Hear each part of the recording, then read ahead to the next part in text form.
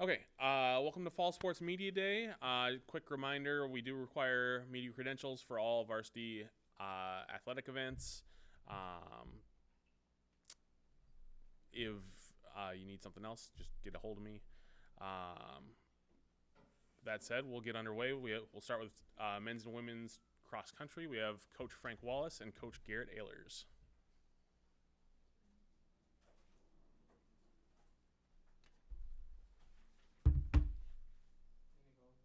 Nah, you can come in. Good morning. Coach Wallace, head track and field. Kind of going to recap some of what our cross season looked like last year. Within the GPAC, our women finished fifth. Out of 12 teams, our guys finished eighth out of 11th. Kind of looking forward to this year with the group that we have, the freshmen that we have, some returners. I think that we'll be seasoned enough to be able to move up within the conference. Each year we try to get better as the years go on, so I think this will be a pretty solid year for us to do so. Some of our bigger highlights from the past cross season. Last year we had a young lady make the national meet for the third time, Courtney Spora. She was 86th overall after I want to say it was 300 plus runners within that field. So being able to be 86th was a big accomplishment. Of course, we have bigger goals to be able to come home with All American, but I would say cracking that under 90 was awesome. The field is always tough at the national meet. The courses change each year, so being able to adjust to something different as you go into the national meet is always a difficult challenge. So I think for her going into her senior year, being able to kind of capitalize on what my assistant and her have been chasing throughout the year of her career. So we're kind of looking forward to that. What can you take from last year that you guys can kind of build on to get that improvement that you want to see this year? I would say it takes the consistency. Cross country is one of those sports where you have to be consistent with everything that you do. Even when you feel like taking those days off, you have to be able to get that mileage in and know what's in front of you essentially. It's a tough sport mentally and physically, so being able to stay on top of your mental game as well. And my assistant, he does a really good job on being able to have them prepared for those meets. As I said, every course that we step on is different. It can be a flat course for one meet, and the next course you're running up a 400-meter hill to finish. So when you're looking at a flat course, kids are like, okay, mentally this is a little bit easier. And then you get to a tough one, and they're like, I may want to back off, but it's something that you, once again, if you're consistent with what you do, recovery, training, mental aspect, and each year you'll get better. Coach, you mentioned obviously the team results from last year. Kind of reflecting on that, what have you guys done to take the opportunity to try and take that next step? I would say recruiting. So we hit the recruiting trail hard. We try to go after pretty much anybody in the surrounding areas, anybody that we feel like would be a good fit for our program. Very unique within our recruiting style simply because we have an alum on staff. So, he's from Iowa, being able to get those local kids, being able to kind of go after the big fish in some different areas. I think that's kind of what we do best. What have you seen from the new recruits so far? What have you liked seeing them in time trials and things like that? So we've had our camp started on Sunday when they moved in, and within the time trial, I want to say they were tough. Like that's just one word that came up in my mind. We had it. I want to say it was 7:30 in the morning that the women started their time trial. Being able to get up and kind of go through a test of some sort that early in the morning, and being able to most of them kind of PR'd or reached their goals or were below their goals. So it was awesome to be able to see that they were out running tough and being tough mentally. What's the growth been like just from the beginning of the preseason workouts to even right now? I would say that most of them are tired right now just because of that adjustment. But I think from a mental side of things, as I said, we've been kind of working on that, excuse me, to be able to get them into a spot where they feel like they can confidently go throughout the rest of the week and be able to accomplish things throughout the season. Team have any set goals outside of just placing higher in the GPAC? So I would say they want to be, each year we try to be closer as a family. I think being able to do that really sets you up for those athletic goals. but it has to start. That has to be the foundation of it. So being closer as a family. Are there any courses within the conference or this area that are seen as a little tougher? Yes, so actually where we had conference last year, and it'll be again this year, Mahoney State Park in Nebraska. So that's a tough one for the kids. I remember the first time that we competed there, they were kind of looking around like, this looks extremely tough. And when we get there, they always preview the course, go run on it, kind of check it out, see where the different spots are, kind of see what the strategy will be for that day. So I would say that's probably one of the tougher ones that we compete on. How do you guys kind of prepare for those tough courses? Do you kind of change up the way you guys practice or where you're running? Absolutely. Coach Ehlers is a monster when it comes to that. So he is a Strava king. He will find every and any place to be able to switch practice up so that way they're prepared physically when they approach those courses. What does Garrett bring to the coaching staff table? That's a great question. So I would say with him being an alum, he just knows how the program runs.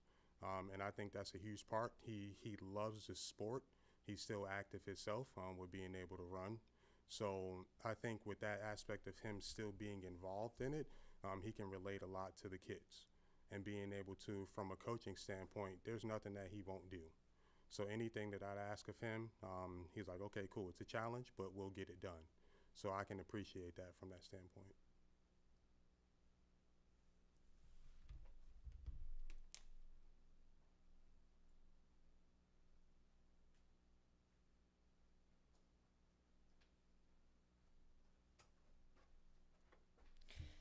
I'm Coach Ehlers, excited for my first full-time on staff and to be with Morningside full-time just to see what that's going to look like and how that's going to help the team develop and progress this year. We have really big goals and we have a really good team that I am really excited for as we look towards the future. So, I mean, Coach, what does it mean to you to be able to be full-time here at Morningside? for someone who went here 10 years ago, to see what the program has gone through, to see the hurdles and the obstacles that we have had to face in the conference in terms of like sometimes a lack of ability with only having one full-time coach.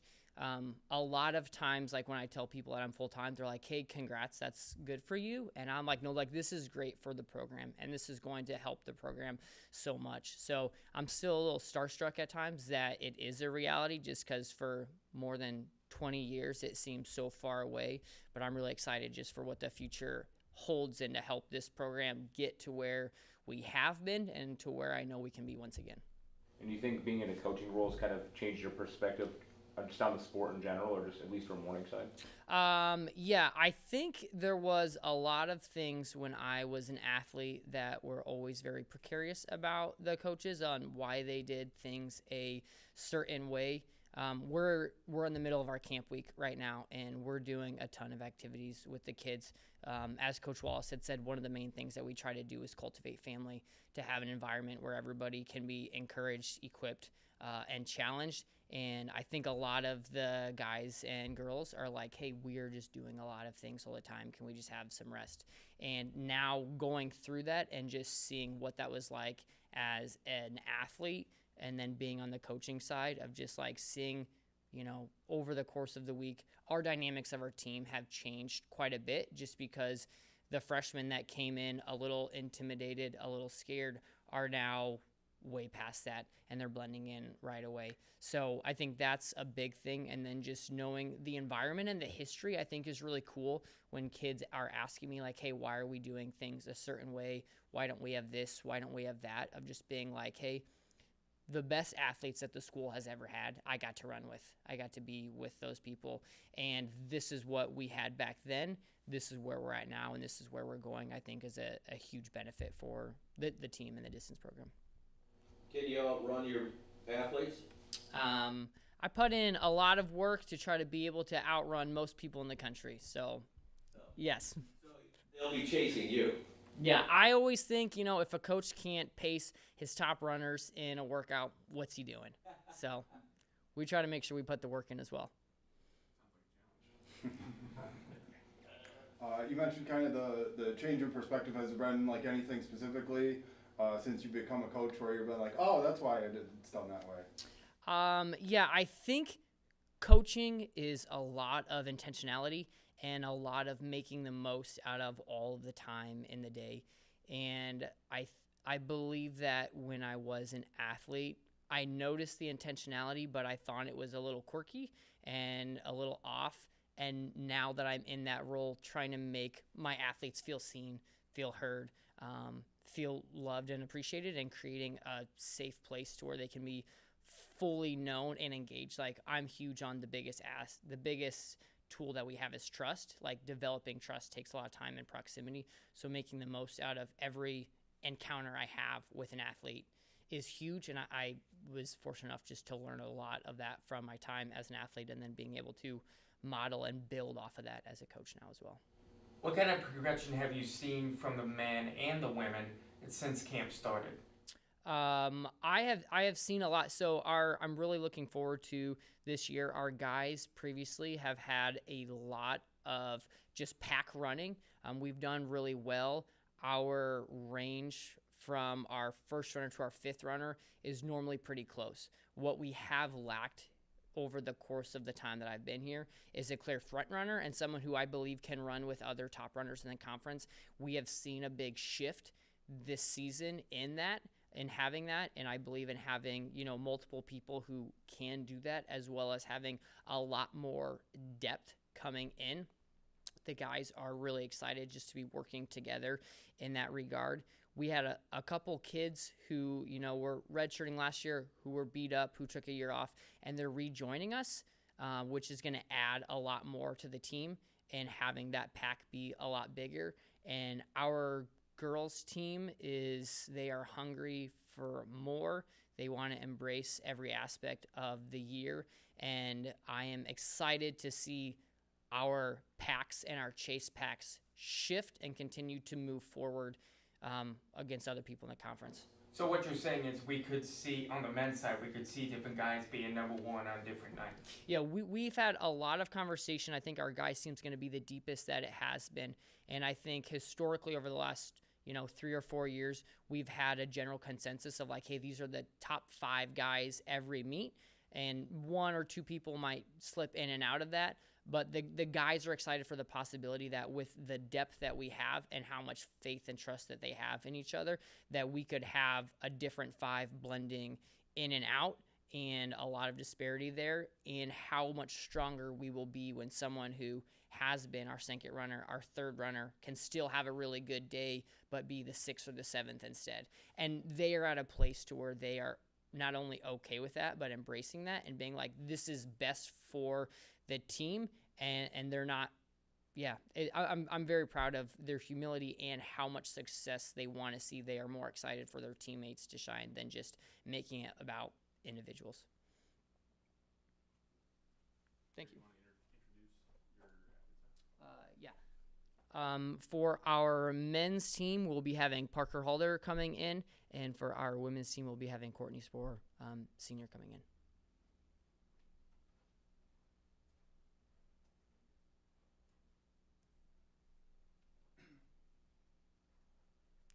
Parker Halder, Morningside senior. Yes, first off, how excited are you to be back out running here with the Mustangs? I am very excited. So all summer it was just me and like 2-3 other guys. To have 10 of us, 12 of us now, it's awesome. Coach mentioned obviously the goals for you guys. How has this group attacked the offseason? Just with consistency. So even before like freshmen moved in, we tried just be one. So like just trying to reach out to each other, just making sure we all like put in our work, because the thing with running is there's really no hiding if you did work or not. Coaches both talked about creating kind of that family culture. I mean, how do you feel that family's come together early on this season? This is probably one of the best years like to start like team wise. Like it feels like a family, I'm not gonna lie. Like last night we were all just like 12 people just in a house. We had a great time, because 4 of them I didn't even know a week ago, and now a couple of them are really good friends of mine already. What have you seen in terms of the pack running and what you guys are looking to do strategy-wise on a meet night? great question. I'm just, yeah, as Coach said, just being able to put trust in others that anyone can be that top guy. Even like yesterday, we had 4 guys that would normally be our leader. They led us yesterday. So anyone can be that number 1 through 7, really. How exciting is that, like I asked Garrett, there could be a different guy who could be a number 1 on a different night? Oh, I'm thrilled. Because, like, even, like, past races, the conference race, like, I really was not feeling good, but I had another teammate. He helped me through, and he did all the work, and I just went with him. Talk about self-goals and improving from last year to this year. Is there a certain time that you want to hit? Is there something that you can hit? So the thing I've talked about with Coach a lot is, like, we set, like, goals we think we can hit, and then years back, we've talked about, like, scary goals. But now some of those scary goals this year I think are really realistic. Like, I want to be, like, under 26 minutes, like, mid-25s. We had talked about trying to be, like, an all-conference runner. And then just moving up that team is another big thing. Because I don't think last year we were an 8th place team. I think we're up there. Is there any one race that you're really looking forward to, like when you got circled on your schedule? I would say definitely the season opener at Augustana. That's always one of my favorite races, just since it's not like a traditional like cross country night. Like we're wearing glow sticks. It's at night. It's shorter, so it's fun. And then probably Adams. It's just a nice place. Pretty flat, so it's easy to go fast there. What's it gonna be like running at Adams on homecoming day? I'm hoping we can get some people out there cheering for us and just try to have a great day. Good.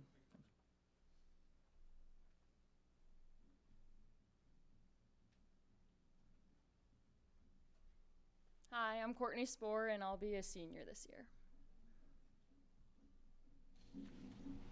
How's the workouts been with the heat index in triple digits in the last week? Well, over the summer, since I'm working a lot, I try to get my runs in, like break it up early in the morning and then late at night. So I do try to avoid the heat as much as possible, just because it's a big factor on how the workout like ends up going for me. Makes me a lot more tired, so. You like a good 50-degree morning for a run? Yes, it's like perfect weather. What after a great few seasons that you've had, what have you done to kind of build on those and maybe even improve again this season? Yeah, I've upped my mileage this summer by quite a bit. I have been hitting quite a few 50-mile weeks, so I'm very proud of that. I feel like I have a good base going into this cross-country season. So. And of course, the team mentioned their goals, but for you individually, what are you looking to do? This year, I'm hoping to like place pretty high again at the conference meet, and then I'm hoping myself and our team, our girls team, can qualify for nationals, and nationals is in Florida again, which is where it was my freshman year. So I'm really excited to hopefully run on that course with a group of girls. So. How much did steeplechase help you? Did it help you at all, maybe going into the fall? Yeah, honestly, my outdoor track season gave me a huge confidence booster just going into my senior season. Steeplechase was something totally new that I did, and I had to learn to adapt like throughout the race. Normally, I like to just like get out in a race and start out hard, but steeplechase made me a little bit nervous, and when I first started, I didn't like fully get out in like the race. I was a little more timid, but then just like as I continued to do that, I just kept growing and became confident in myself. So. What are you liking most about the women's team this year, and what progression have you seen out of them this week in camp? Yeah, so we have quite a few incoming freshmen this year, and I'm super excited for that.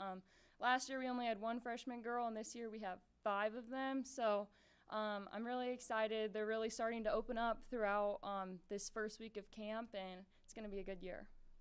With that Many freshmen coming in, have you kind of taken a bit of a leadership role, kind of trying to show them the ropes of cross country and the GPAC? Yes, definitely. We do a lot of like just throughout camp team activities and stuff, and just like during our runs, like we try to like the upperclassmen just try to like keep the conversation going and just like continually getting to know them. So. And do you feel like it's almost a full circle moment? Like at one point you were a freshman looking up to somebody, now they're looking up to you. Yes, definitely. It's crazy that I'm already a senior. It's a bittersweet. So. How much like internal competition, friendly competition is there to really kind of bring out the best in each other, even in practice? Yeah, I feel like as our girls group, we all earlier in camp we did this like activity, and we had our girls team had to come up with like one word that we like would describe us throughout the season, and the word we came up with was embrace, and we just want to embrace running, embrace like persistence, just embrace this whole season together. Courtney, an angle that is certainly going to come up that maybe you're like, oh no, he's going to ask this question. You were here as a freshman with your older sister as a Taylor was a junior, right? Yeah. Now it's your turn to be the older one with Madison as a freshman this year. What's that like for you? I'm super excited she's here. It does stink because I had 2 years with Taylor and I only get 1 year with Maddie, but I'm so glad she decided to come to Morningside and we get 1 year, my last year running together. So yeah.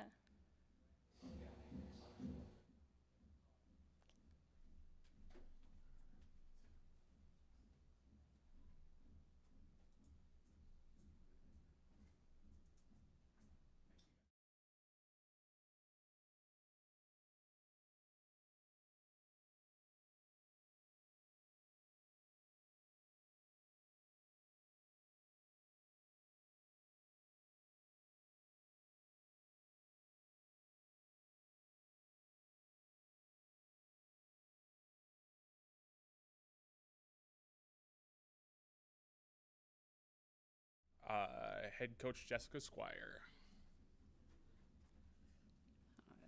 Hi guys. So you want to start with just a little bit of a preview of how camp has gone so far and how you're feeling about things? Well, camp has gone awful. No, I'm joking. It's actually been a really enlightening preseason for us. We lost 10 seniors last year within our program, and then we only have 3 seniors, or 4 seniors technically within our program this year. So they've been doing a good job of taking cues from coaching staff and figuring out what roles to fill, throughout this preseason, and stepping up and figuring out, how to get these, we call them newbies, if you will, mesh within the crew.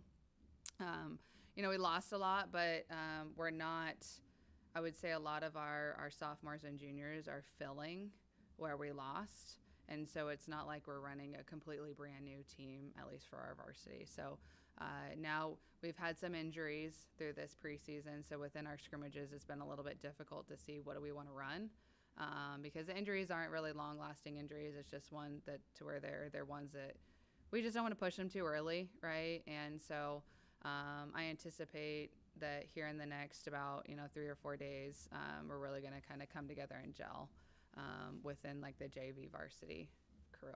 So good camp. I think great kids. Like they get along. They understand what teamwork is about. They understand, even having hard conversations early. Usually, through preseason, girls kind of tippy-toe around each other to make sure that they're not, hurting anybody's feelings. And I think early on, just how our returners were talking to each other set a good tone for how the newbies need to talk to each other as well. So it's for us, it's not just about, getting in volleyball shape or volleyball form. It's making sure that culturally we're setting a good standard for on the court and off the court. And I really like the direction that we're headed so far. I think we're actually pretty ahead in a lot of the aspects of on the court and off the court than where we've been in the past. So should be a really good year for us, provided we stay healthy and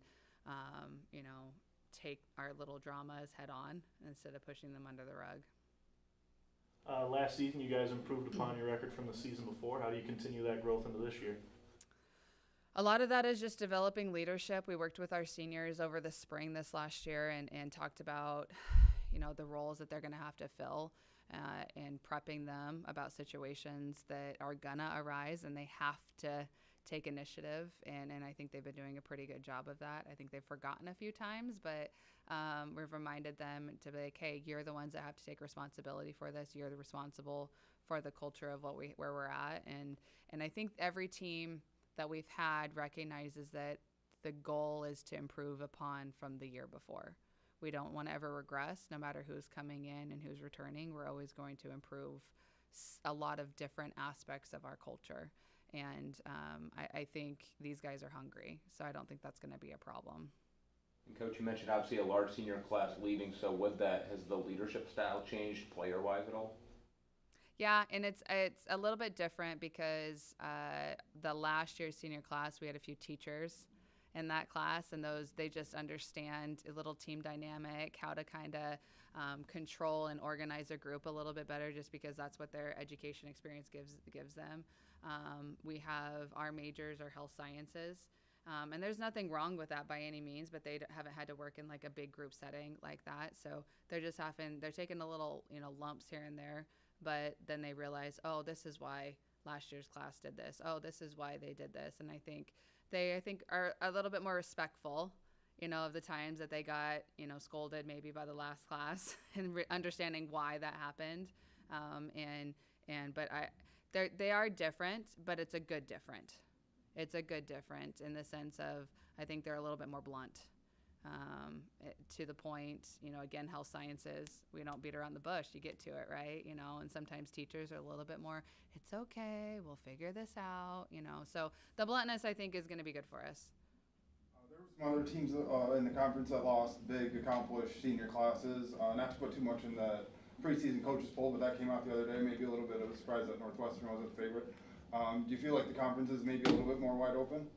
Yeah, I don't really know what's going to happen this year in conference. I think there's a lot of development to be happened in each team in the conference.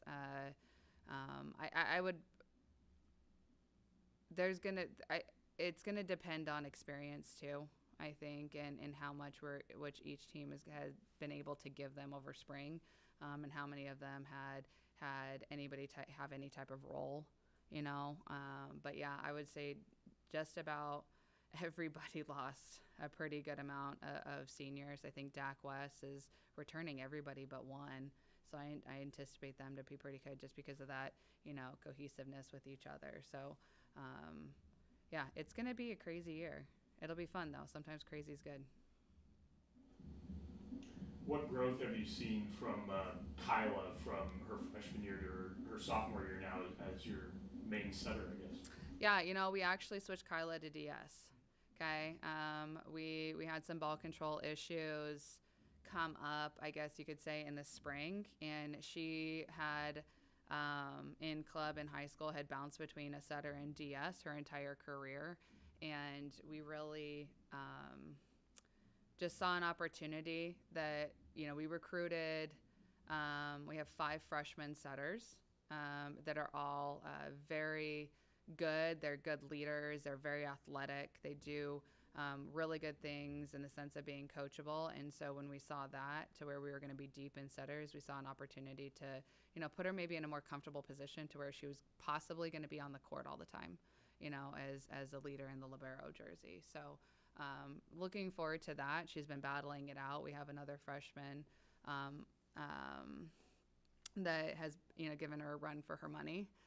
Which is a good. You always, again, talent cultivates talent, and that's what I would say this freshman class has done is they've really pushed the incoming or the returners, because sometimes you get freshmen in and they just kind of, oh, I'm a freshman, and they're a little bit scared, they're a little bit afraid to compete, they're overwhelmed with the moving in, they're overwhelmed with being away from home, those different things, and they're uncomfortable, so sometimes they don't battle it out. But knock on wood here, but the homesickness, I just don't see it. And it's crazy. This is probably the first year in maybe 15 years of me coaching high school or college volleyball that the freshmen aren't homesick like they were. So we did some stuff in the past or in them incoming that we hope may have helped the onboarding process for them, but they've been competing and it's been fantastic. Like they've elevated us dramatically. How exciting is it for you to see that out of your freshmen coming in this year? Yeah, I was kind of shocked, to be frank. So like this entire preseason's been vastly different than what we've had in the past. So I love being challenged. You know, the amount of times that I'll sit down at our practice plan and I'll look, you know, from years behind, and I'm like, okay, well, we're already in like mid-season form of where we're doing this drill or this drill. So how can we progress them and take them further? Because okay, they're bored with this drill. You know, there's a drill that I've been doing. It's called like progressive fours or progressive sixes. It usually takes like 10 minutes to complete it. Usually they're going to have to run if they don't complete it. You might get one team that completes it, you know, because they're spreading out the talent. And we have almost every single crew doing that. So our ball control I'm very excited about. So I'm having to become creative, you know, and with not only before the practice, but they're you know, conquering that drill. And so then within that practice, I'm like, okay, what other ways can we progress them? Because this was too easy for them. So I'm a little bit underestimating, I think, the talent and the, you know, strategic mindsets that they have. So I've got to do a better job of pushing them. And I like that. And it's not boring. I can tell you that for sure. Health aside, do you think there's an X factor for this team? Like, what do you think they need to do to, you know, increase that success and continue trending in the right direction? Biggest thing is finding our rhythm. I mean, we haven't really had that opportunity because of the injuries. So if we can find our rhythm into where they're communicating every single touch, I think some really cool things are going to happen for us. But until then, we're gonna struggle here and there in chaotic moments. So we'll get there. I believe we'll get there. I think, like I said, I think they're hungry. You know, I don't know if I've ever seen a team as hungry as these guys are. Like in spring, it was like getting in the gym, doing conditioning, doing our agility, doing just small groups or team practice, and the scrimmages that we did. They were out to show, like, just because we lost that many seniors doesn't matter. We're still elevating our culture and elevating our team. So they're very hungry. Thank you, guys.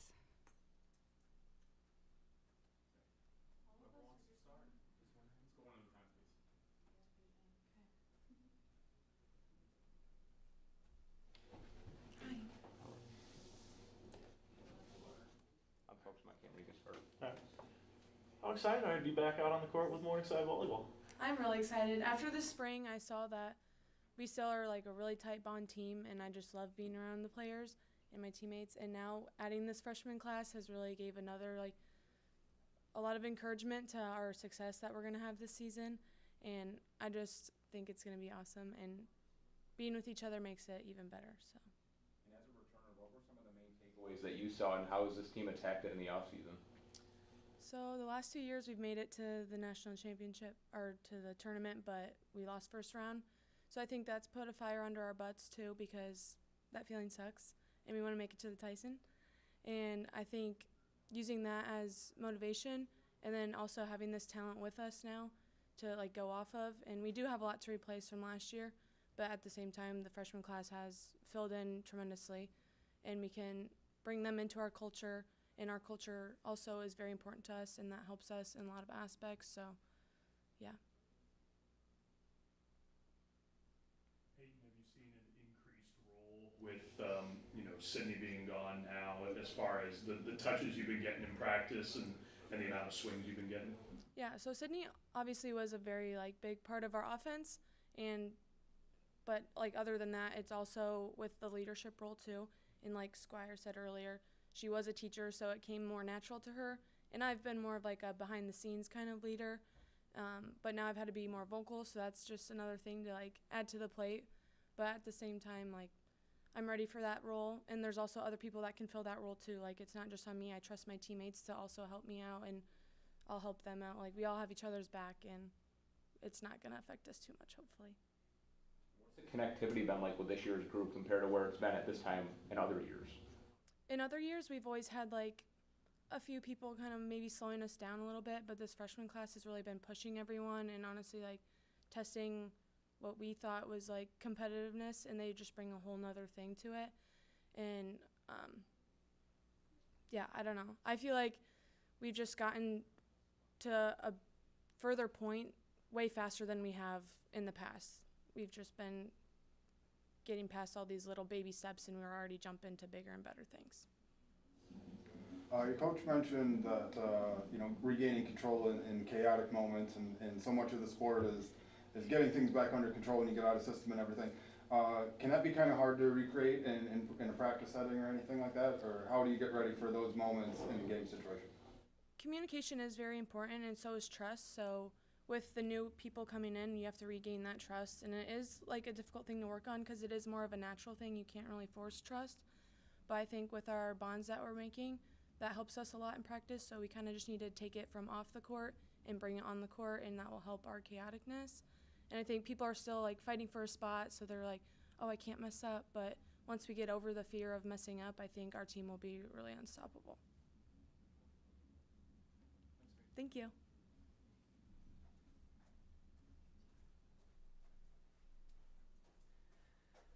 Okay, hello.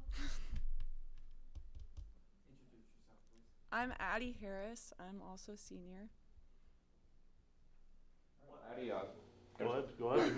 okay. What stood out for you so far early? I know, there's still a little bit more work to be done, but what's been a highlight for you guys skill-wise so far? Yes. I feel like our team has meshed way faster in our preseason compared to the last years. I think that, like, friendship-wise, we felt like a lot stronger, and we're just connecting well. The communication is there. The trust is obviously getting there. That takes time, which that does help. I think that overall in the past years, we connect very well, but it's just evolving way quicker than it has in the past. Sounds like practices have been pretty intense and competitive. What's it been like going through those Yes. early on this season? It's fun. We always are like, oh, if you're not being aggressive, then you're not having fun. So I feel like when we're getting on each other and it's more game-like. When you're getting on each other and you're arguing about like a touch or like it's out or whatever it is, it's just a lot more fun. It makes the arousal level a little bit higher, which we had a scrimmage yesterday against Briarcliff, which the arousal level is a little bit different when you're playing a different team, and I think that we do have to adjust a little bit. We aren't used to that with the freshmen, and I don't know, it's just fun. Like, you get like a different type of aspect of gameplay. Good. Thank you.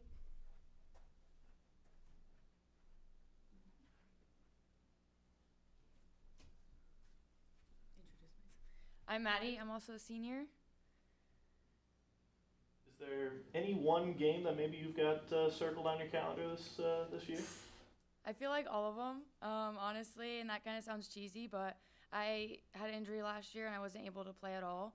And I've been so excited to come back and just wanting to be a team, be there and support my teammates, be a leader. Like, even I caught myself in the scrimmage getting too excited, and I was like, I need to calm down. Like, I need to focus in, and I feel like every single game I'm taking one at a time, and like even next week I'm just so excited for each step, each game, wanting to win, wanting to push our team past even further than we've gotten before, and I know we can do it, especially with the talent and how we've been working together in this preseason. And obviously you mentioned that injury. Do you think being on the sidelines kind of changed your perspective on the game and just how you see it? 100%. I feel like my leadership role took a big high because I had to figure out how to be that leader on this side and not just on the court, because that's normally all you really think of it, other than like kind of supporting each other and cheering each other on. But I feel like having to be that leader and show them I'm still here, show them I'm still excited, like I'm competing on the sideline, even like if it's not on the court, and how much I want to be here, showing the other people, inspiring them. And I feel like it really showed me the different emotional aspects that I can support of teammates instead of just on the court in the moment. Like, I can take a deeper level in the excitement and coming back. How excited are you to start the season at home on your home court next week after starting in Idaho last year? I literally think about it all the time. Like, I think it's every day, and I'm like, I want to keep getting better. I want to be on that court, want to be able to be that leader for my teammates and just kind of push each other and show each other, like, we're here and we're not here to mess around. Like, we're here to get work done, have success, and be a family. And I already feel that greatly, even in drills, every single drill we're doing, it's having fun. We're taking that next step that I didn't really feel before here and there. So I feel like we're taking a big high and we're gonna get stuff done this season. Thank you.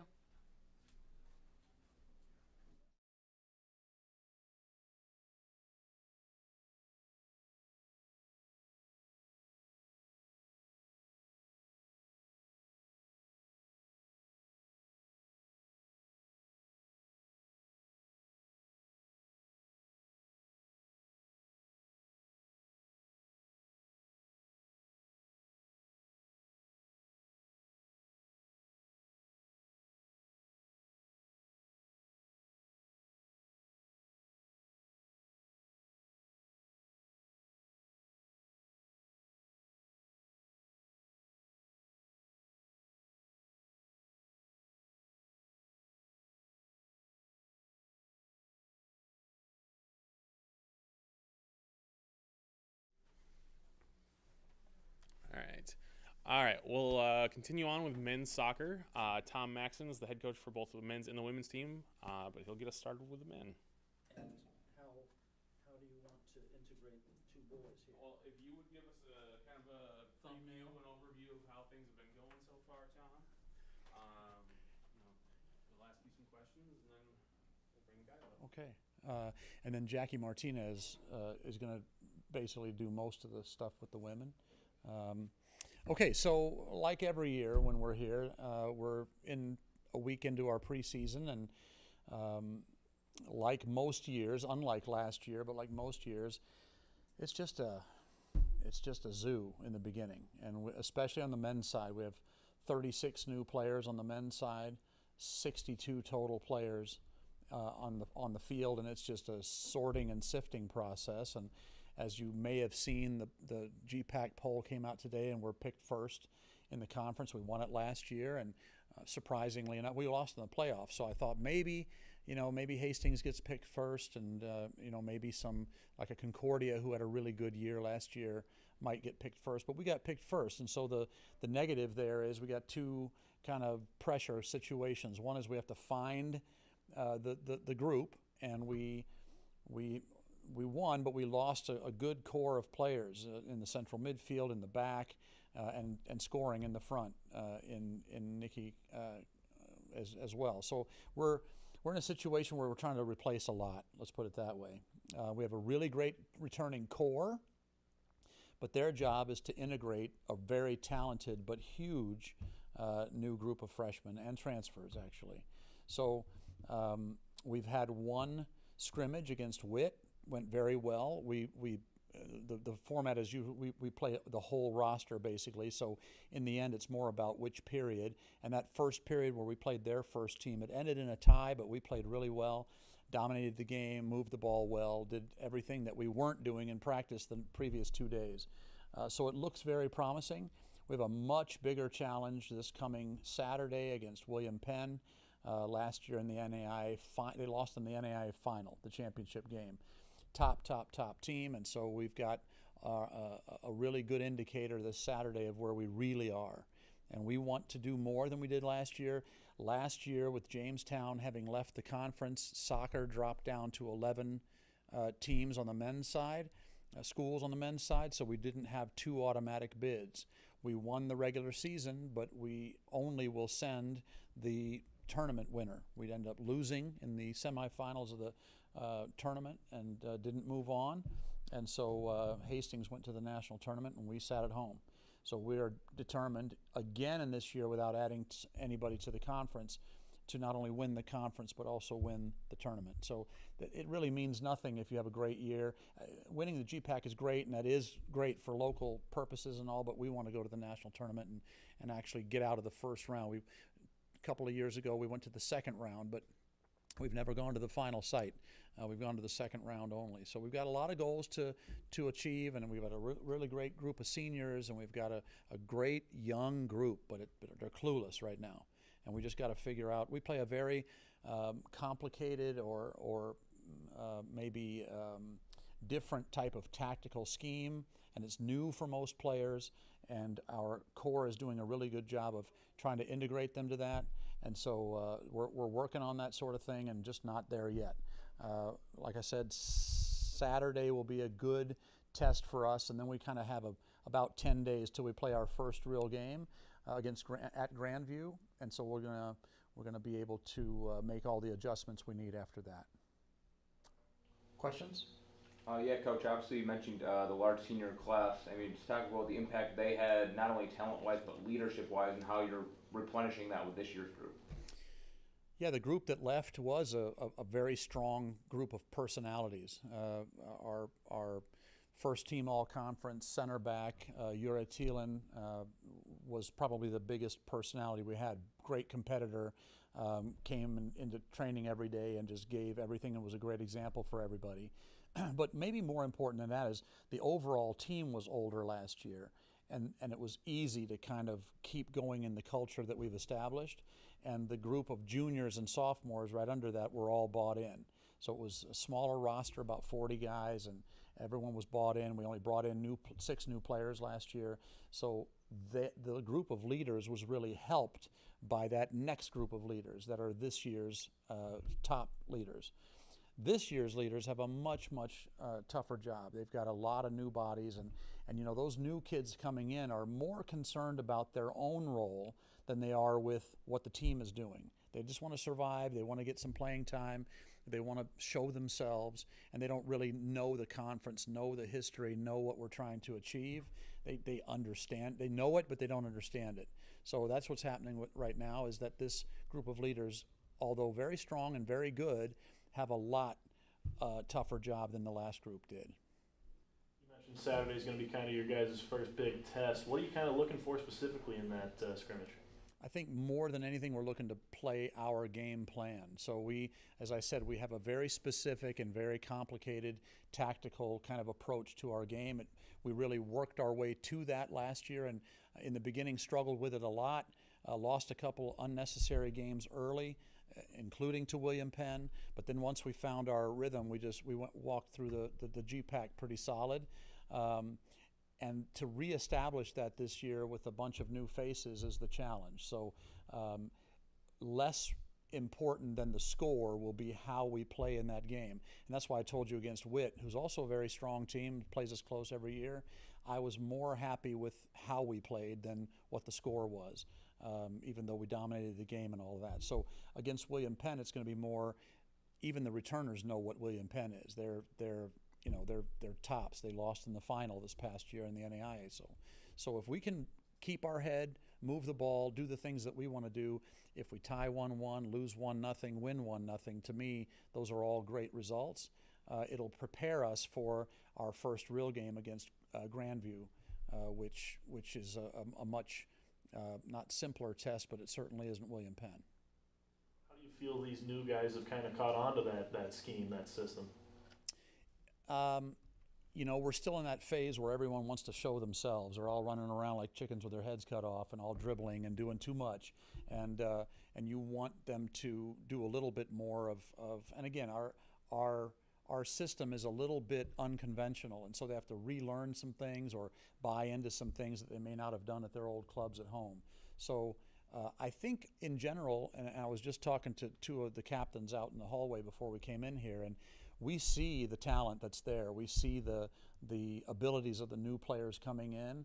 We really have high hopes, but now will they integrate? Can they integrate? And I don't blame some of them for really trying to do too much in the beginning. They're all trying to put their head above water because there's so many of them.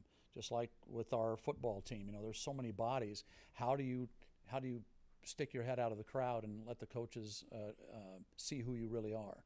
So we're still in that phase a little bit. 1 scrimmage game, 2 scrimmage games, and then pretty soon it'll flatten out a little bit. And I have no doubt they will. The leadership group is strong, and they believe in how we play. They love how we play.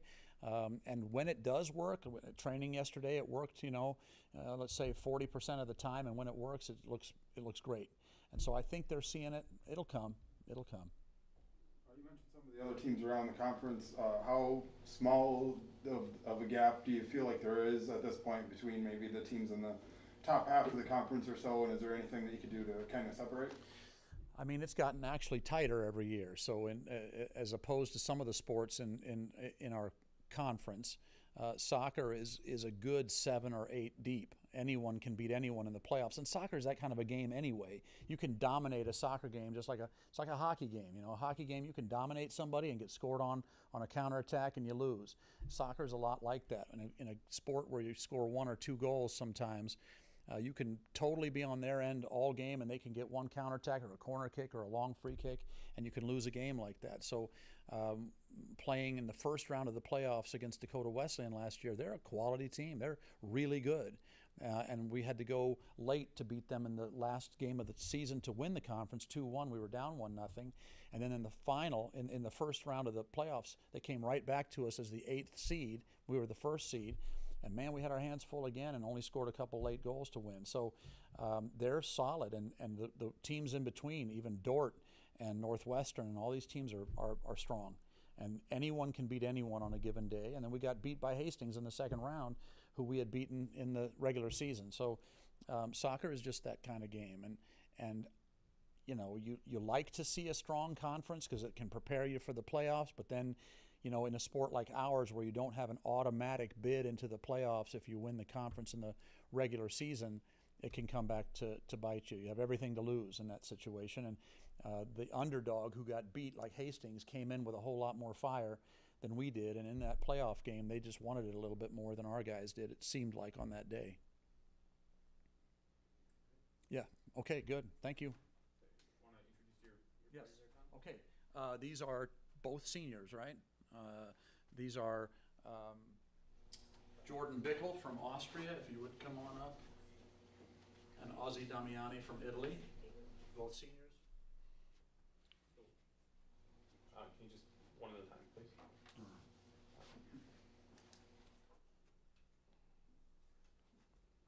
Okay, what do you want them to do? Well, we can just get started. What's it been like for you, kind of meshing with all these new faces on the team this year? I mean, the competition is great. It's nice to see the young guys coming in and trying their best to fit in right away. Like Coach Tom said, based on the way we play, the players or the returners are like having a small advantage towards the new guys because we know the system. We played the system the last couple of years, and we already know what we're supposed to do. And the new guys, they want to come in here and they want to show off the first couple of days and want to stand out and make sure they get some playing time right away. But now it's important for them to catch up quickly because we don't have a lot of time. Preseason has been short, and yeah, they just need to catch up, and we need to be on the same page by the time the ranking games start. You talk about the preseason. Is there an area you feel this team has grown the most in? The first couple of days, I think it's just been groups, like nationality groups, the Germans and the Cyprus guys. But now, over the last couple of days, I felt like we grew together more, and this is going to be determining if we're going to win again this season or not. I just feel like we need to be one unit more than a couple of different player groups. What's it like having all you international guys come together, like you said, to become one unit and try and win this whole thing? I mean, it's really nice. It's a special experience. Not everybody gets to experience. I think more than a team, we're one family. We live together, we eat together, we train together, we play together, we do everything as one, and yeah.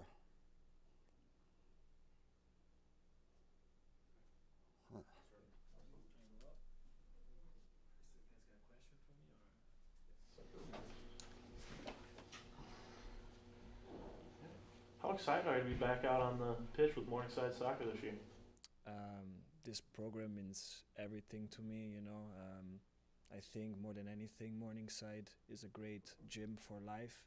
It teaches you how to be the man that you want, what you want to be in the future, And that's something that gets passed down, the people that came before me kind of showed me the way, kind of paved the way for me to become who I am right now and who I want to be, kind of narrows down what you want to be. And I think that's kind of what made us win last year, is developing and kind of engraving in DNA that we had. We were a family, we were all going towards the same direction, and I think that's our task for me, Jordan, the other leaders, to kind of keep going, keep kind of showing the DNA of the team, because at this level, every team in the GPAC, as Coach said earlier, are talented.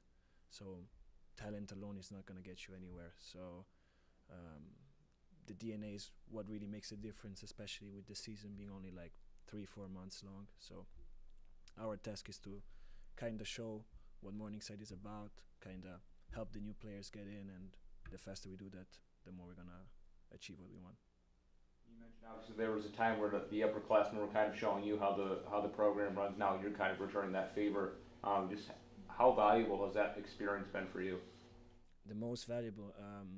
When I came here, I was a kid, and the people older than me looked like men. You know, now I'm in their shoes, and it's kind of weird because you don't feel like you have already figured it out. But I see in some people that are coming in what I was. You know, I see kind of be shy at practice, kind of not getting everything right away. So I see a lot of myself, and I believe that people before me who were already here, already established, helped me. You know, when you're already established, when you already know what to do, you don't need to help other people because, you know, you're good. But they did it with me. So, and that was the right thing because I turned out to be more confident, more what I wanted to be. So I guess that's what I have to do as well. That's what I want to do, and that's what me and the other captains are going to do this year. Kind of a bitter end to your season last year. How much did that kind of motivate you in the off season to get back this season? It hurts.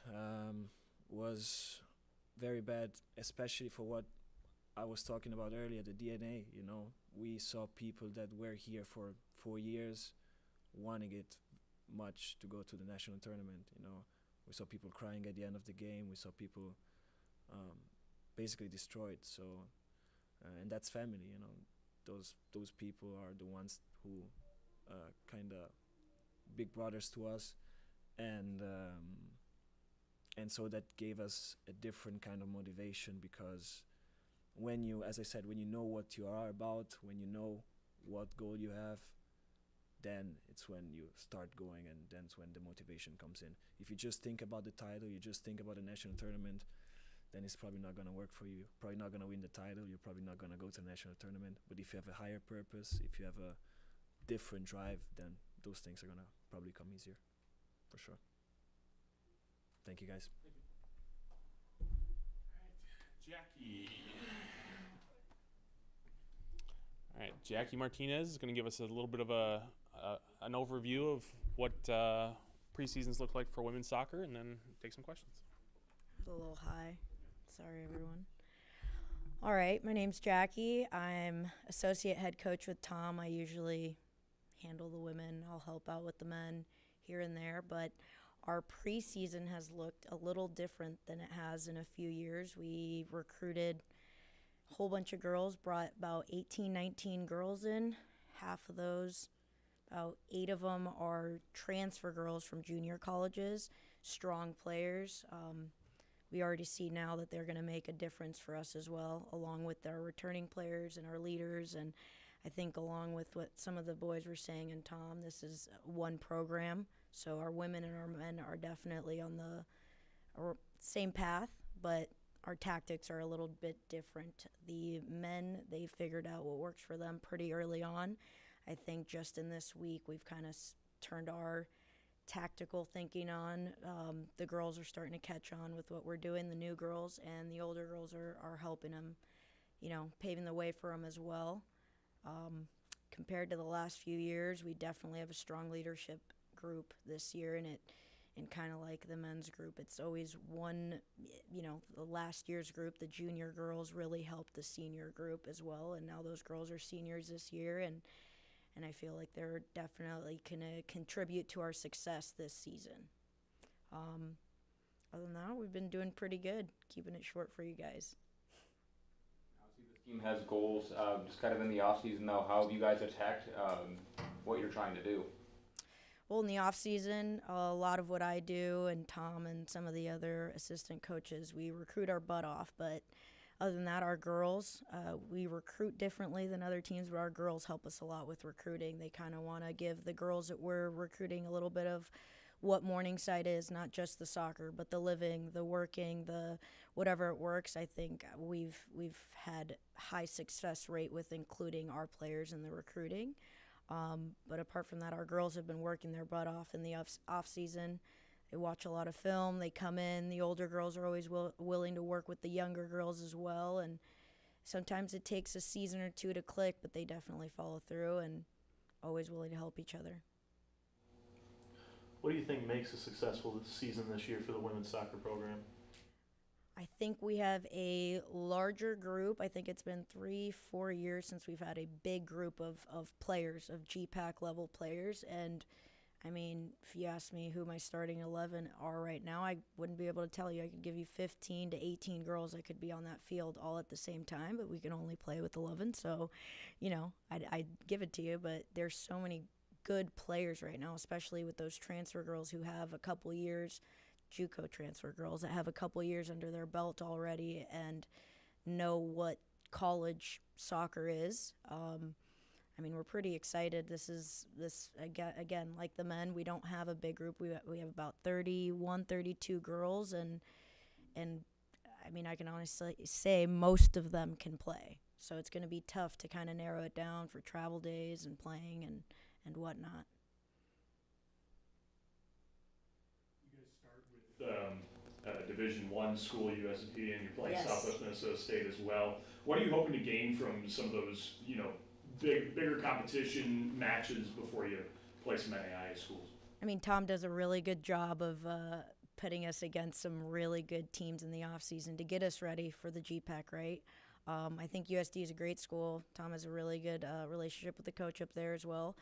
It helps them out. It helps us out. It kind of points out, okay, what are our weaknesses? What do we need to strengthen or not? But it also shows us really good things, positive things. What are we working on that's working, you know? And you know, if you keep playing these harder schools outside of conference, you're just going to get better. I mean, a good example is the boys as well. We do the same thing on both sides, and they benefit from us, and we definitely enjoy it as well. It's always fun to see what those programs are doing. All right, thank you. Oh, yes. So a couple of our leaders. First one up will be Melissa Tatiris. She can spell that for you guys.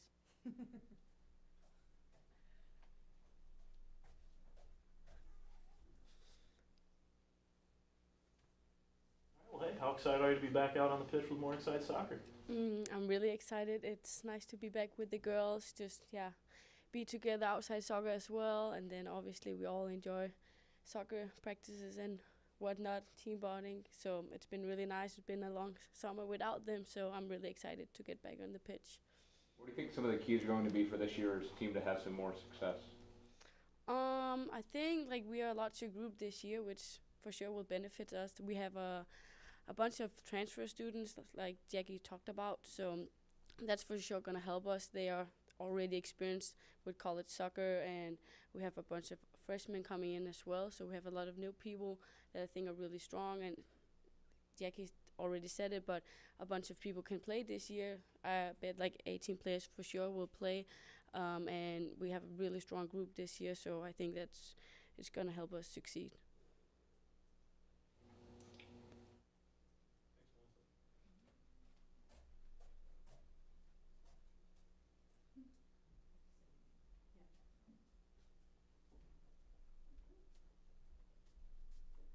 Hello, I'm Tuva Hammarlund. Yes? Tuva, what have you seen from, especially the new players that have arrived here? Okay, I see that they all want to be on the pitch. Everyone want to play. It's not anyone who's like willing to be on the bench. Everyone want to play, of course, so it's been tough. And yes, like Jackie and Melissa said, we have a lot of transfers, and you can see that they had played college soccer before, so they know what to do. And yeah, it's just been very tough. More competition this year than last year, so it's very fun. You mentioned more competition compared to last year. What's it been like going through that in practice? So it started like when we knew that we were gonna get a lot of players last spring. I already started thinking then, like I got scared, a bit scared, but also excited. So that I think that helped me during the summer to work extra hard. And yeah, you can already see it now during preseason that it's gonna be tough. You don't know that you're gonna play 90 minutes. You know that it's gonna be tough. Maybe you go out, you go in. It's it's big competition. What were some of the areas this team wanted to work on this offseason, and how have you addressed that? I guess the biggest thing was more like attitude and how we're like talking to each other in the field. We talked about having thick skin, and that was our biggest thing during the spring. We talked a lot about that during our meetings, and I think we just need to let the new girls know that we need to work on that, and I think that's going to help us when we actually start playing.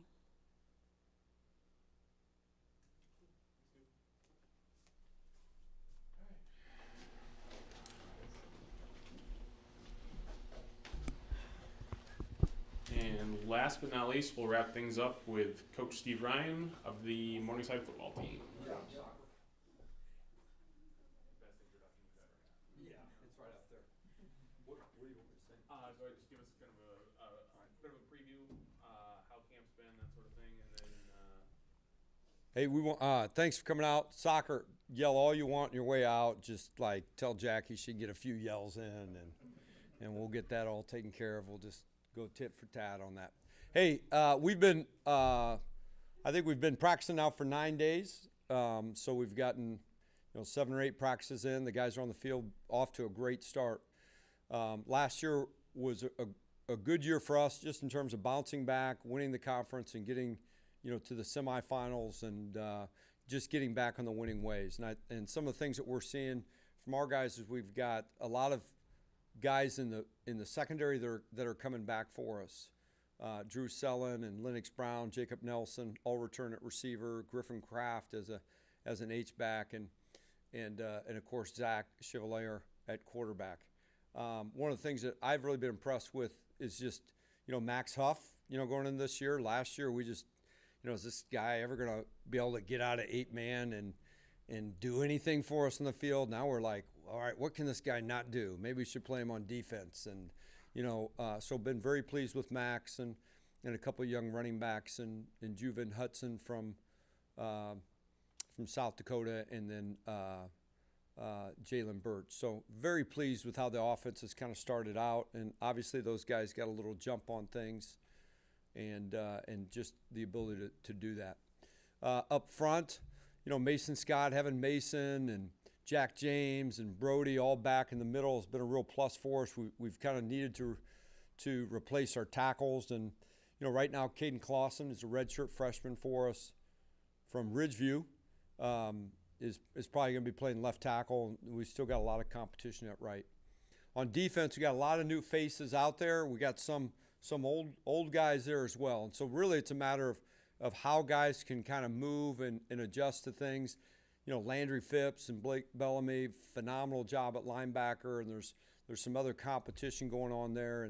And Kate Harriman and Malik Hampton, having those guys back at safety really, really helps us a lot. And so, really for us, it's that, hey, what can we find at corner to go with some veterans up front in TL and Pettinger. So, hey, we're off to an early start. You never know till you get on the field, how the guys are going to come together and what all kind of works with that. Any questions? You kind of said right there, you're not going to necessarily know until you guys hit the field against an opponent, but how has the defense with those new guys coming in kind of meshed together during practice? I think they have a lot of confidence. I think we have some guys on defense that play with very good speed. Phipps and Bellamy and Kate Harriman, fantastic speed, and then some of those linebackers that we're looking at, guys like Jack Brickhouse.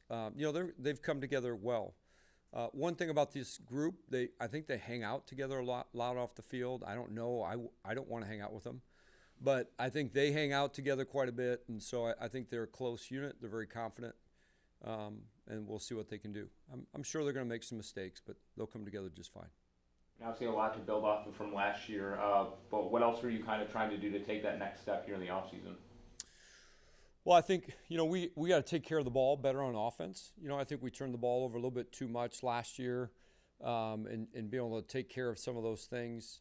You know, and then I think we need to win. We need to play better in the box. And, you know, I think the two losses we had, I think we struggled a little bit inside of the box in terms of what was happening up front. And so we got a little bit, get a little bit more physical, get a little bit more bite up there, and see if we can handle things.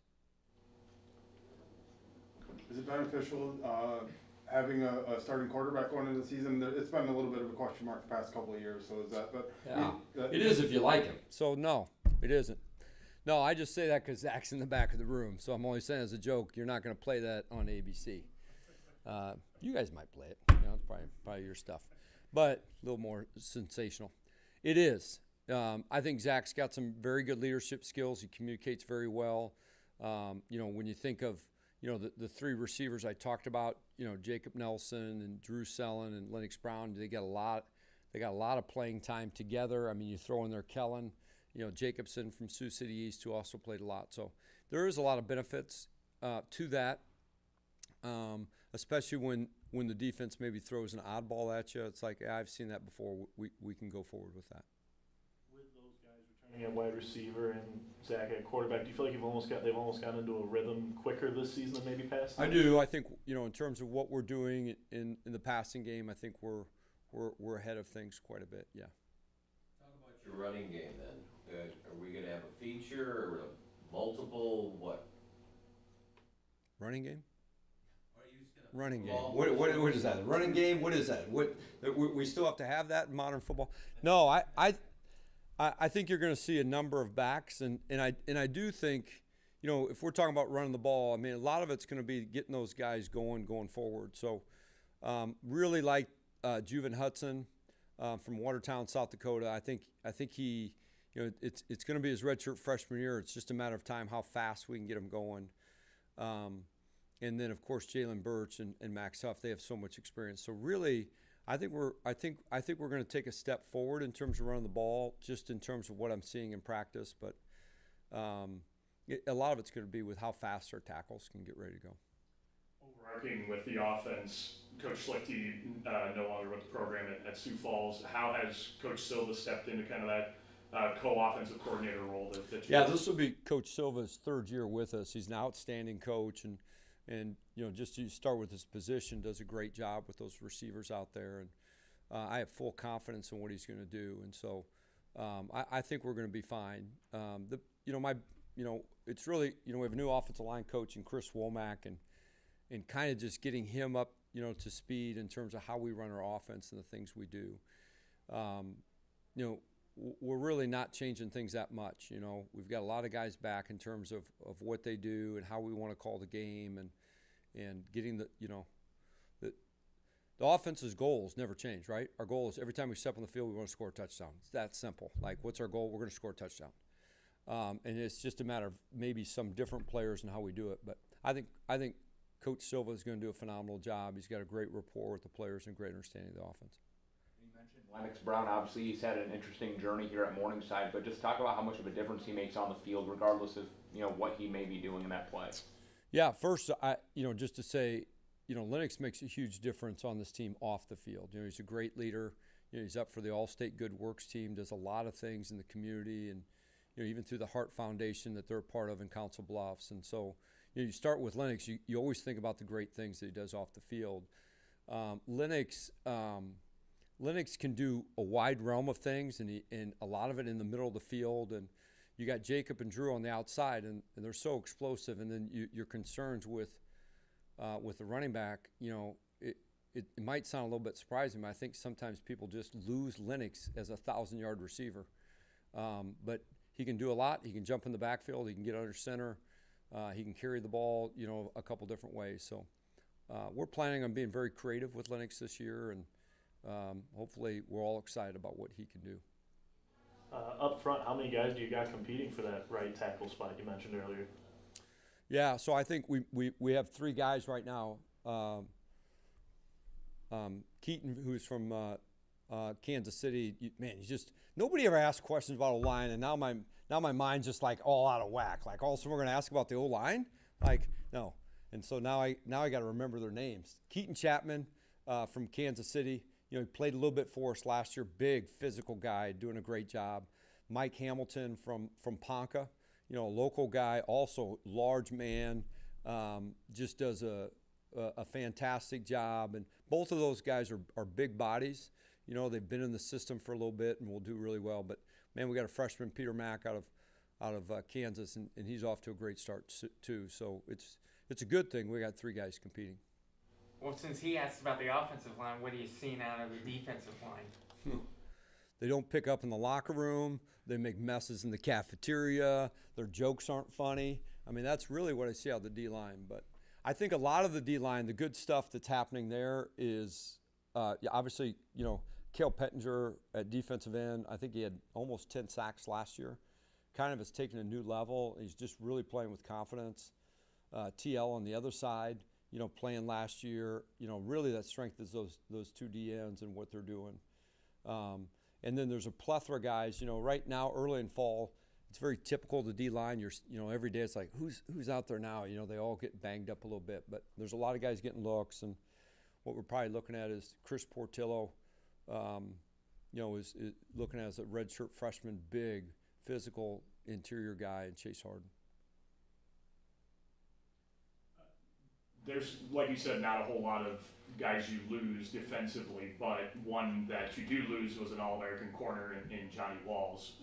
How have you seen that battle go in trying to fill this void? You know? Yeah, so you know, we lost our top 4 corners. Obviously, we think of Johnny and Mikkel on the other side. They're outstanding corners, and they did a great job. We've got some young guys, and there's going to be a little bit growing up. But on the whole, I feel really good about them. We do have a transfer, Jordan Pippen, that's coming in, and he's looked really good, you know, in terms on the outside. And then, you know, Sam Nell, Victor Trupa, freshman A.J. Matthews out of St. Louis. All of them are very athletic, and it's just one of the great things about going against some of our receivers is you learn real quick, like, yeah, that don't work. And so I think they're just kind of going through practice, but every day I come out there and go, all right, they learn that.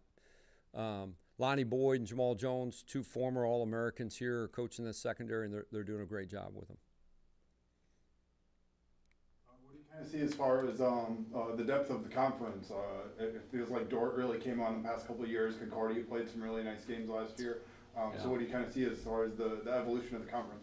Yeah, I mean, I think the conference is getting better each and every year. I'm just going to throw it out there, you know, just the reality. In this name, image, and likeness, you know, transfer portal type world, you just never know who's going to disappear, right? And obviously, you don't want any of your guys to disappear. You want everybody else's guys to disappear. But also with it, you don't know who's going to show up either. You know, who did they get in that transfer part? But I think, and I say that because I think history tells you that Northwestern's going to be really good, Dort's going to be really good, Midland's going to be really good, and Concordia's kind of got to where they are and, you know, how good they're going to be. But there's some other teams, Hastings and Mount Marty, that have shown to make good strides in recent years, and we'll see where they're at. You mentioned that in this new kind of era, what are some things that you had to change about your kind of recruiting philosophy along the lines of that in this era? You know, we really haven't changed it that much. We still try to go get the best players we can that are good students, and so it really hasn't changed it that much. I think in some ways you're finding that you can find better high school football players out there, and I think young people are understanding that this is great football. You know, our guys make friends for life. They have a great experience. They get a great education, and I think we have an amazing product. And probably right now the best product available for young people. How do you like playing Benedictine out of the gate, a top 5 matchup like you've done in the past? Is that tough to start? Would you rather play them later on or someone not as good? You know, the main thing I think is when you play against somebody really good out of the gate, as you're going through fall camps, your players know, hey, our first game, we got to be ready to go. So I think it is a real positive in terms of the energy and the effort that you get throughout fall camp, and allows you maybe to start a little bit higher, even though your record might not be as good, but you start a little higher. And then number 2, you find out what you got. I mean, there's things that we learned Yeah, I wish we could have played Benedictine toward the end of the year because of the mistakes and the things that we learned in the first game. My guess is the Benedictine coach, even though they won, is saying the same thing. And so you play that game to grow up fast so you can get into your schedule fast. So that's the first thing. The second thing is it's fun to play big games. So let's just get after it. Coach Ryan, if you think there's an overarching like X factor for this year's team to have additional success, what would you say it would be? I think, one, I always think it, just, I guess from a spiritual standpoint, how well we come together as a team. One of the things when I just mentioned a number of guys that can do things with the ball in their hands, we don't have enough balls to put them in their hands.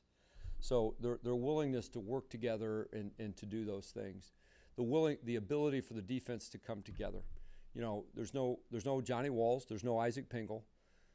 So there probably isn't a superstar on the defense, but there's a lot of really good players that can make each other superstars if they play together. So I always think it's that. And then can we make turnovers and not turn the ball over? Would you introduce your guys? I know, maybe I'll introduce them. Yeah, come on up. You want them up here? Yeah, So you want me to just one at a time? Do I have to introduce each one of them one at a time? Or can I go to lunch? No. All right.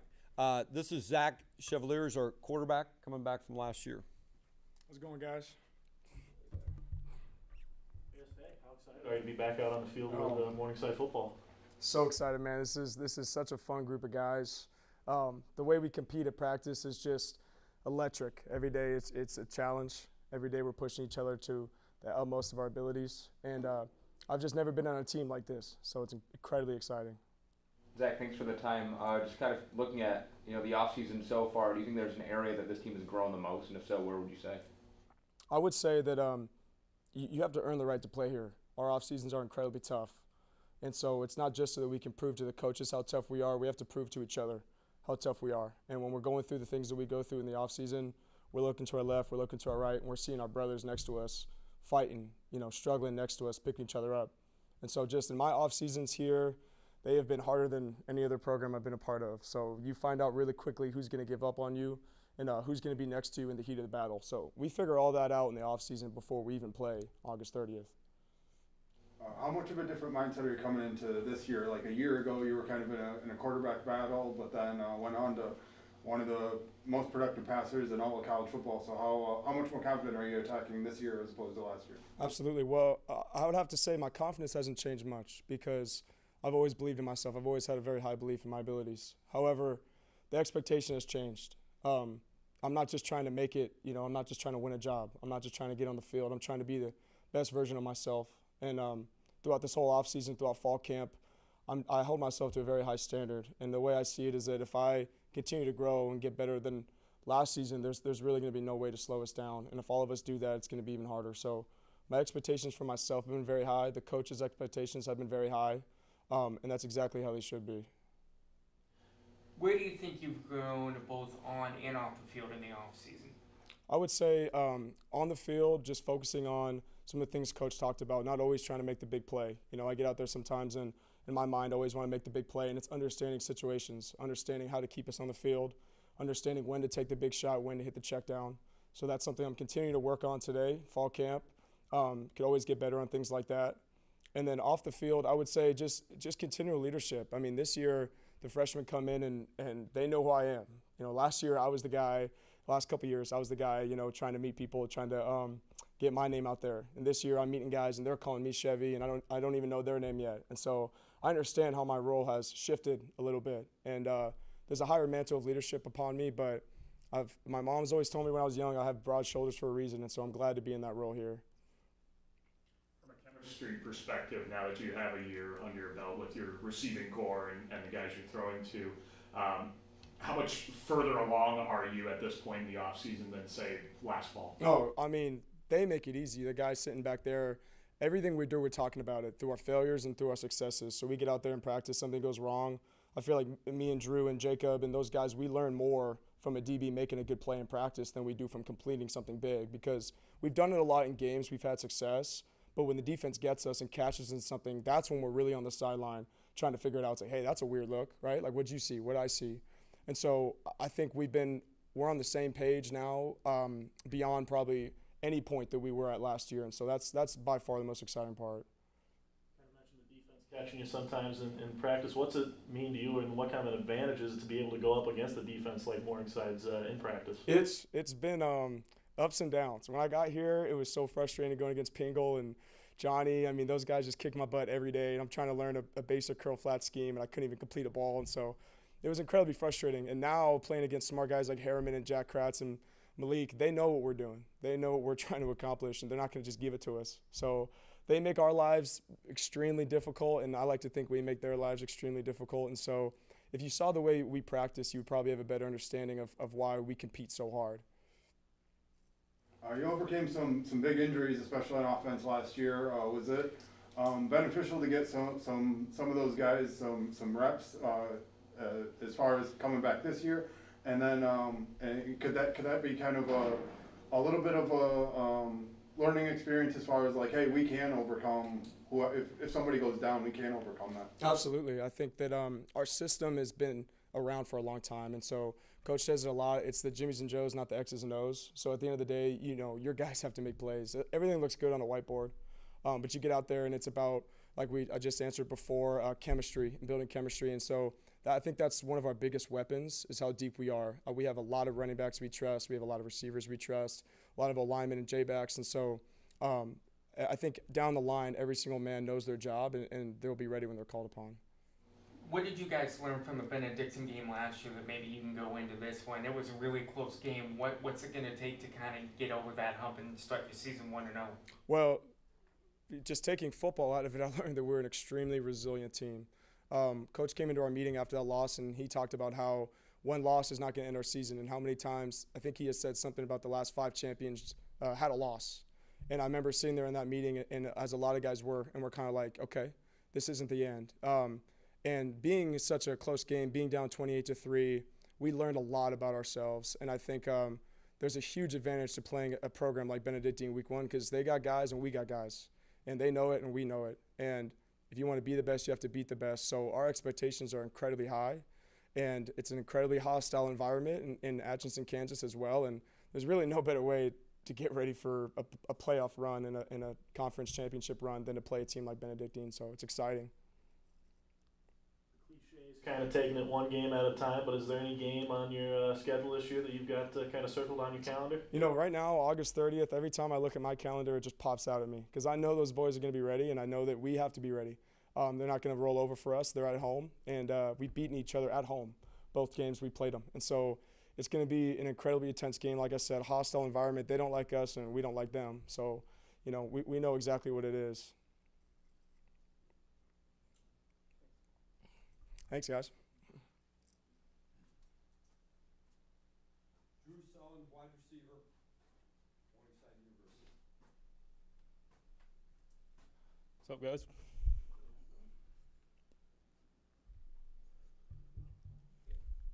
Sir, obviously the last couple of years, have you really had a chance to kind of reflect on the progression you've had, just skill-wise and just individual-wise, and how it's taking you to this moment? Yeah, my progression began right away, obviously.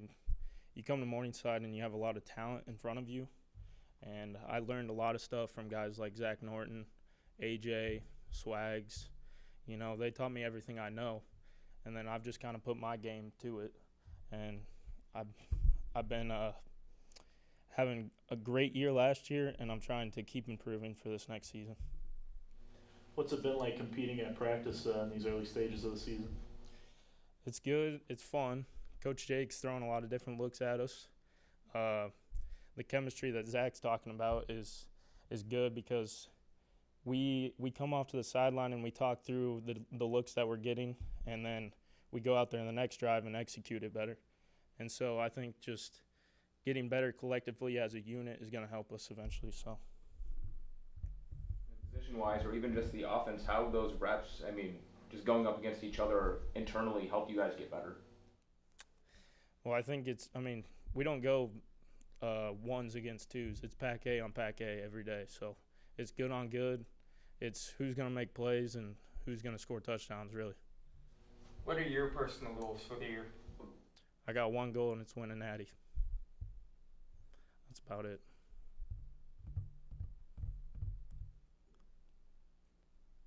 Is that good? Thank you, guys. Kate Harriman. Kate Harriman's a defensive back for us. She's from Ridgeview. So, Ridgeview, you guys know what that means? That means ask questions slowly. Yep. He's a safety for us. Well, as someone from Ridgeview, kind of a close local school, what's it mean for you to be playing out here in Morningside for another season? I mean, it means a lot to me. It really means everything to me. You know, you grow up close by. You always are kind of hearing on the news and whatnot how dominant of a program they've been. And, you know, when Coach Ryan started reaching out to me when I was, you know, junior, senior in high school, I pretty much knew from day one that I want to be part of a championship program and somewhere where, you know, they were going to do things right. And it just fit seamlessly. It was a no-brainer for me to come here and, you know, just compete, get better, and, you know, enjoy the college experience. And obviously, you don't want to dwell too much on last season, but what were some of the main takeaways for you guys, and how have you addressed this here in the offseason? I mean, on defense, we just focus on being flat out relentless. I mean, flying to the football every play, 11 guys to the football, no matter what. We always think, you know, if we, you know, mess up, have an execution error, run into the ball and being relentless can improve that. So that's something we're always focused on, no matter what. But besides that, you know, like Coach Ryan mentioned, we lost a couple guys that were big players for us last year. But these young guys coming up, man, they're hungry. They've been working their tails off all off season, and I'm just really proud of the way they've progressed, you know, throughout the winter conditioning kind of phase and the spring ball throughout the summer. So I think just focusing on bringing those guys along and getting them up to speed has been really big for us. I asked Zach what about going up against the defense in practice, but for you guys, it's just as good going up against this offense. What's it like going up against them every day? I mean, it's tough. Like Selen said, you know, you're going ones-on-one every single day, and you're going against All-Americans, and you know, it's tough. There's times they get you, you know, but there's times we get them too. And iron sharpens iron at the end of the day. You know, you're going to be a lot better off come season from, you know, going against these great players every single day, day in, day out. Have you had to become more of like a leader or even a teacher for the defensive backs unit with some of the question marks, especially like at corner? Yeah, definitely. I think this year I've really tried to step up and be a lot more vocal on the defense. Just, you know, coming back after starting last year, I'm a lot more comfortable with what's going on, what we're doing on defense. I'm a lot more confident in what we're doing. So I've definitely tried to kind of step up and be a more vocal leader for the defense, along with guys like Landry Phipps, Blake Bellamy, you know, some of those guys on the D-line that we got coming back. I think we've all had conversations together about what we need to do from a leadership standpoint and kind of how we need to bring these younger guys along and show them the way and how we play on the Wolfpack. Is there anything in particular you guys are trying to hone in on between now and season opener? I mean, I'd say communication is a really huge thing, especially in the secondary. We've all got to be on the same page every single play. You know, you don't want any busted coverages. You don't want to give up any big plays. So I think just communicating with each other, making sure we're always on the same page has been something we've really been focused on this fall camp. Is there anything you guys have to do to prepare maybe differently or anything like, because there's been so many times your offense can score so in a hurry from anywhere on the field. So is there anything that you have to do from a defensive standpoint, knowing that you could be put right back out on the field as soon as you get off? Yeah, definitely. So as soon as we come off the field, we're going down with Coach Jake and whatever other defense coaches are on the field, and he's getting with us. You know, we talk about what they were running, what we need to do, how we need to adjust, if we need to make any adjustments. And it's quick. Coach Jake has us, he talks, tells us what we need to know, and then you're right back up on the sideline ready to go again. Like you said, our offense, they could score in, you know, 2 plays, or they could go on a 17-play drive. You just never know with them. So you definitely got to make sure you're staying ready and getting those adjustments figured out quick. You get tired of the offense scoring so fast that you got to get back on the field?